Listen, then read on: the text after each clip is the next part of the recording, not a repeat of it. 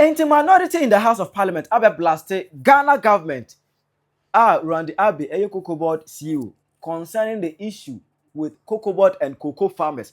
The fact say abosime miensennie ekwa abosime 9 cocoa ekwa form the cocoa call akrache for ogoton ye no sika mai omunya sanka omu sika akrache for kire say abaning for sika mai amabusan we abi asensebe na minority abe clash with the government memo nchiri mu no akire wadwen amame ewo comment section hi Penyah block media mess one say any obe like keep video not that put subscribe button somebody can keep notification con the latest update na be chere wadwen dey amame ewo comment section so obaso no share for anya bi ahwe so back here kwa about 2024 no ana Randy Abbey tena TV so can nsem bi efa Akufo government no how osi treat cocoa farmers any other at large how osi treat Ghanaians or can same way ana face no ato force ekogina setwi eho ne do cocoa pa kogina ho no mo check your phone say aban otisi ACC mo was senka at least one to cocoa bag crowd 65 million 8 month to my ye ba ya to cocoa crowd senke to cocoa bag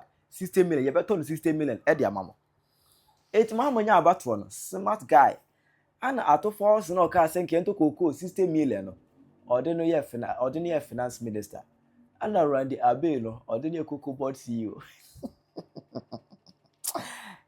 silly we biggest trap fidie pa kese pa fidie kese pa na esuwo no fidie kese pa na esuwo mo no na buja say e won wo cocoa ntumu ba na say ya tumu just 1.220 ya tu cocoa mu just 122 series e ma ho na ku afra ba esat ebuye na buja akwa kodru point say ekuafo no esu omun semya ne say omaton cocoa since November last year 2025 cocoa mriko akrachefo akọ kariye no aja omu pe omu kwansi bi na nkomo even broja no kana nkomo nda sika so se omri ebedidi ni ade no ebesi ne ene 7th February 2026 ebesi ne omu cocoa mriko akrachefo akọ kariye no omu sanka musika aban no emfasika ma akrachefo no omu emfantua emebusia media no so omusu ana omusu debia omusu omu kwan ikasema ye den pafo ba oku no awo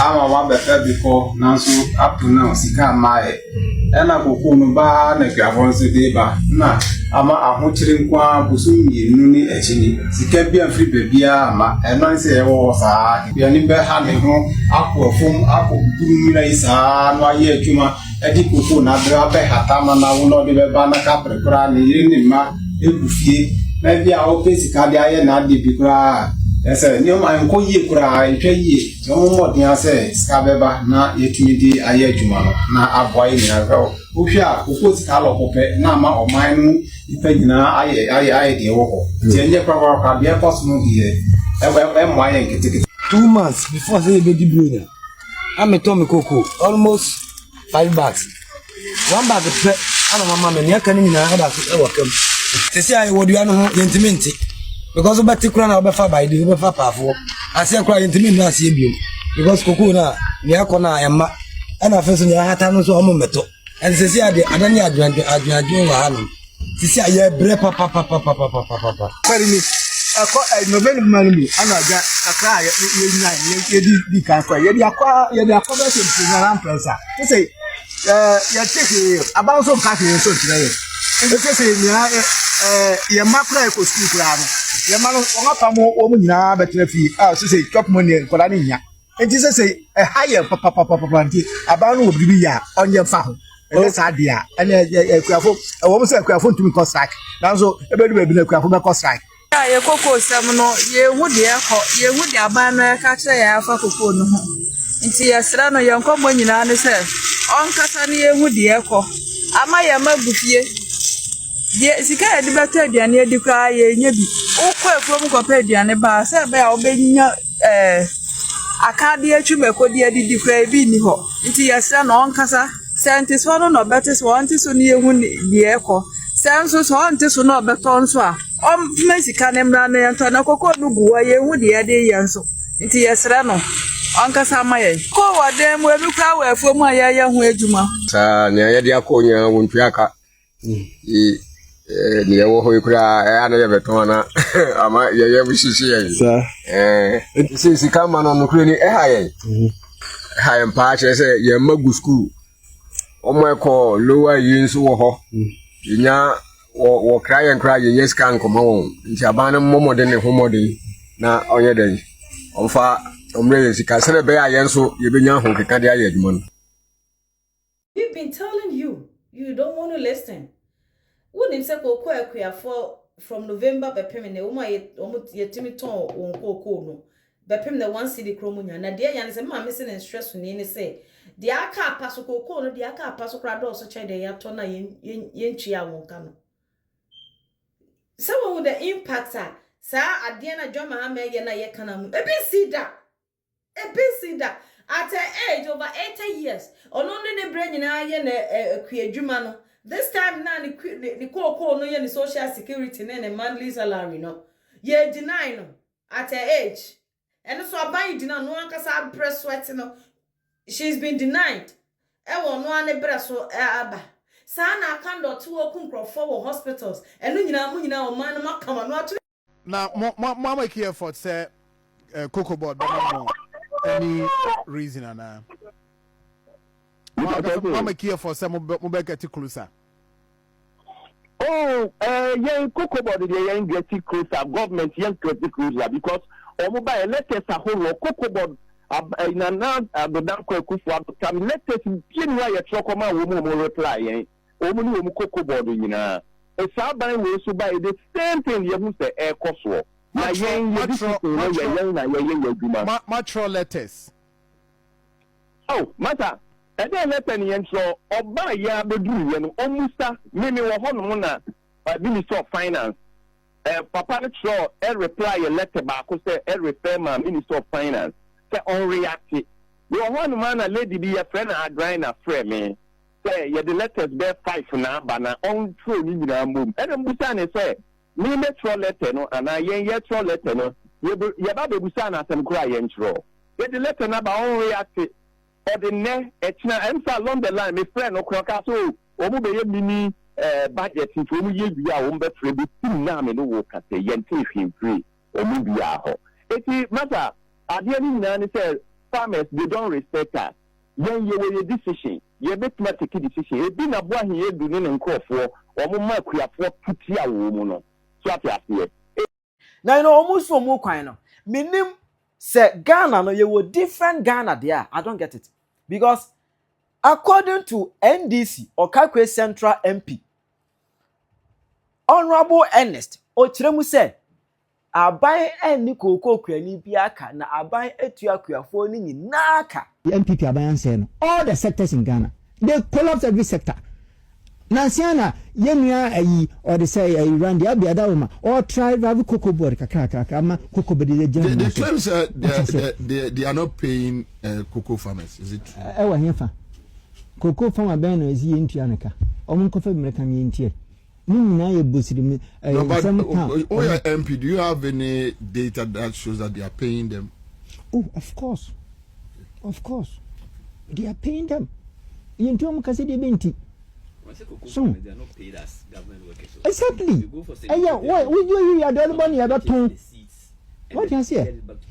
Exactly. No one you are cotton you sika. So because he is here in Tuamaka by the communication officer. Now minim se Ghana na mienu dia because I say NDC for no go train TV so and not omo grant interviews na omo kasa. I say ensim omo kan. Ye hu no from hanu ye yes ye hu ni ha e di minim say bia o mat different Ghana e ho no any for the two dia e bia that Ghana no bibia cause ho no man dey say dey mo me fa yen ko that Ghana ni mu because say Ghana ye nyina ye tum na mo kan wasem dey e ne ho na abo mo nya dey mo keka no because enye dey mo kan say dey on grounds in reality enye say na mate I say any for nchire mo be kasa o mu ko mo say we hwehwam e ma mete so bi kura kasa ai koko kwani bia wo su no eye akuafo a o manfom koko anko the right just me nim do mpase mu kira akuafo that is I know another minority caucus in the House of the Parliament e demand say the kind of treatment a ban no demand koko akuafo enye fine it o make sure say obetua o muka ontu akuafo ne ka. And because Randy Abbey no one idea friend is kind with him and Kranta one so movie da one no broda one no more da one no man can da one would have formed da. And ya can't clear for Samoa near Kako for one Samoa. Papa won't make for no. Oh, the whole bad, the whole brutal.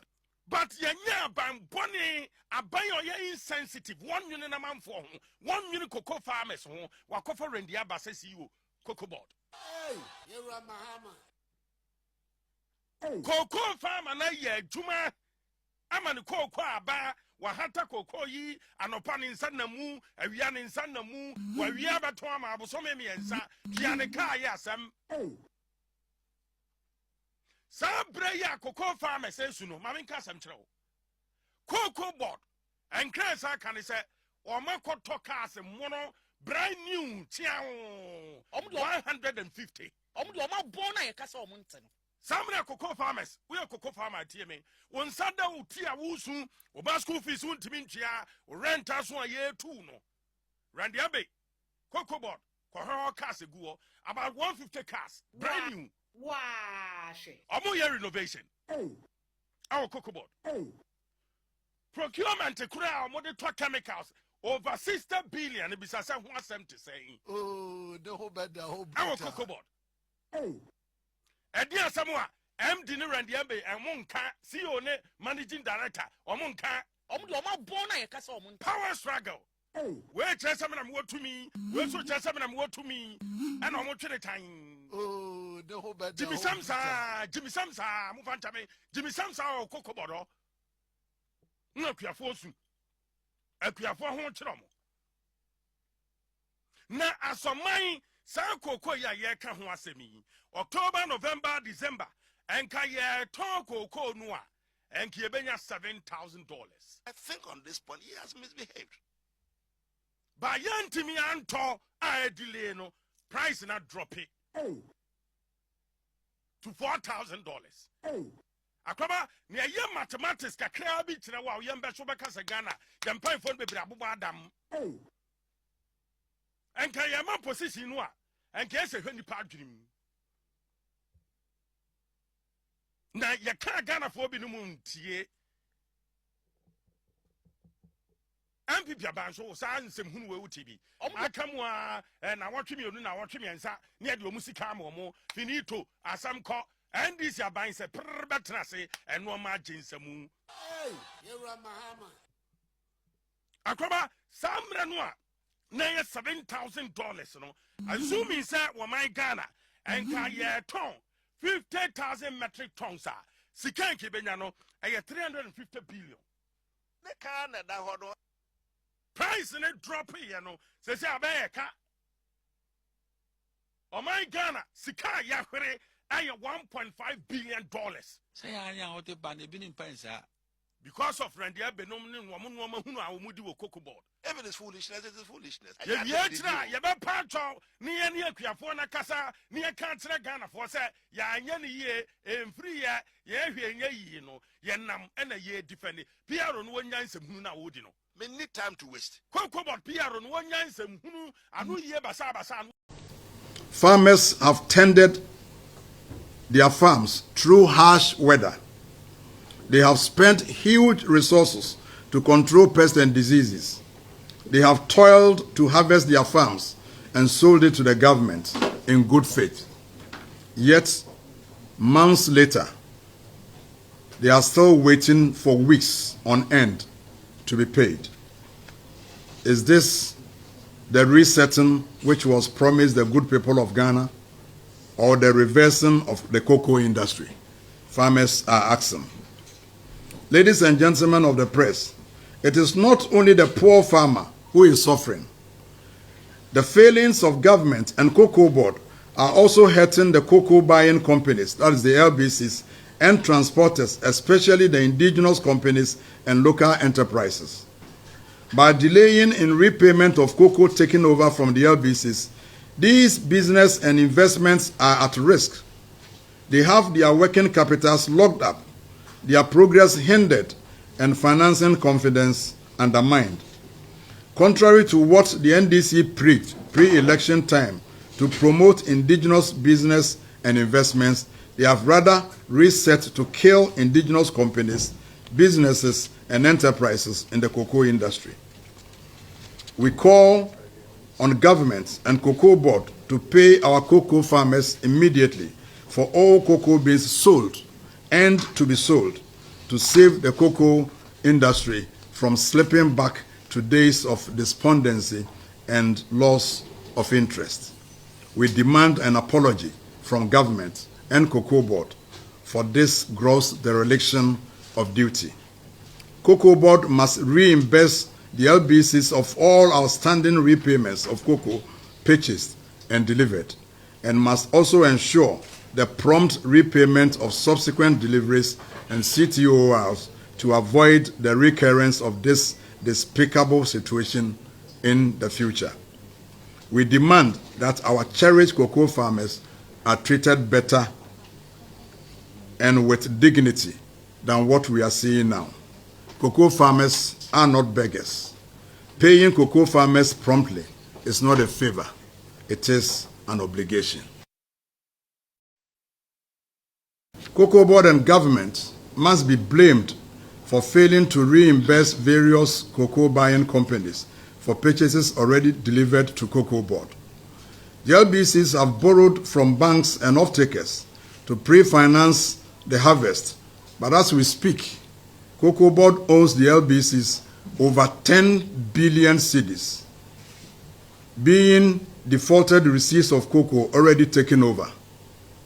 To continue purchases and further deliveries in the same circumstance will mean the piling of cocoa taken over receipts, what we normally refer to as CTORs, as well as cocoa board's mounting indebtedness to the LBCs. In a recent press release by the head of Public Affairs Department of Cocoa Board, the impression was created that enough funds have been released to the license buying companies to purchase cocoa, but this was a complete hoax. The reality is that farmers are not being paid for their cocoa sold to the Mahama-led NDC government since November last year. For farmers who rely on cocoa as the sole source of livelihood, the past 3 months have been very trying moments. At no fault of theirs, cocoa farmers now find themselves in a quagmire, having been deprived of their hard-earned income from the sale of cocoa for more than 3 months. Some suffering farmers have been forced to sell their stocks at heavy discounts, plunging them into severe hardships. The non-payment of farmers for cocoa sold is not just incredibly outrageous, but it is a complete rip-off by the Mahama-led NDC government of their incomes and livelihoods, to the extent that some farmers are struggling to feed and provide for their families, and many cannot reinvest in their farms to sustain the cocoa economy. This was the least treatment our cherished cocoa farmers ever expected from His Excellency the President and his NDC government. Yeah, mighty minority caucus here can say a buying entria a cow de cocoa equafo enyina. Cocoa equafo edi omu cocoa akoma license buying companies. License buying companies na a cocoa board ena a delegate omu say omu nto cocoa emma cocoa board. Enti omu nto emma omu ho. Enti omu to cocoa no na omu de ba take over centers no na cocoa board cocoa omu tobia na cocoa board a reimburse omu. Cocoa a omu de abanyina no cocoa board nti omu ka. This is here ye ka say omu de license buying companies na omu to cocoa e free akuafo ho no. Omu de omu ka ya etwemu 10 billion Ghana cedis kura. Enti say license buying companies ne say omu ntumi ento cocoa biem. If you say emoa ekwa didie ne nyina no ba kokora ensan ba fie. Enti omu ntumi nka ebiemu ensan enwum. Enne kuafo ma atifie omu ntumi mfo omu enko school. Omu didie mu kura no ayeden. Ayeba beto aba no yewura atofo se ne yewura erikopoku. Omu ka say omu be ma kuafo 6000 anye ye kura no. Omo buy 6,000 no ayensanka. Omo tumu ediko every 3,100 ediko 3,225 and omo sande 400 kan ho and akoye 3,625. Eku afford ya memenfe agye no saa. Ne kwani akoton ne koko every November, December, January na atwamu na ne yema werehwo eyeme ya ene nsem a yewura chief executive ka kire amansan osini enti a akuafo omontimi ntua akuafo ka ne edikan ene se nanado danko akufo ado ene naban ekogye syndicated loan na syndicated loan no omontimi antua nje se ya ban foforo ekọ se omokope loan a yemfa ma wo eno na mesra mo se nsentrofo monko ne ho na momusa ne se sika sen ene nanado danko akufo ado ekogye ye ne musen ene otuaye ne musen ene wontumi ntuaye na a whole chief executive of Ghana Cocoa Board utwa entro kese say Cocoa Board ekogye bosia yantimi ntua eno ntina wontumi ntua akuafoka enya nokre afi osan ka say Cocoa Board eye contract rollover no ne say uye projection say afie meti cocoa 800,000 metric tons entimude emubi ebesia wowa na magebosia e dia to cocoa no ebia na bibia si last 2024 no beka ya ye friend na lino no weda no e baaye no na nye enti projection no Cocoa Board ye no omo anya wanya ne saa no a na contract na ne wantumi an supply no no wa roll over a standard industry practice esi wo baabia Chira wadwe mame e wo comment section. Hi Penyah Media.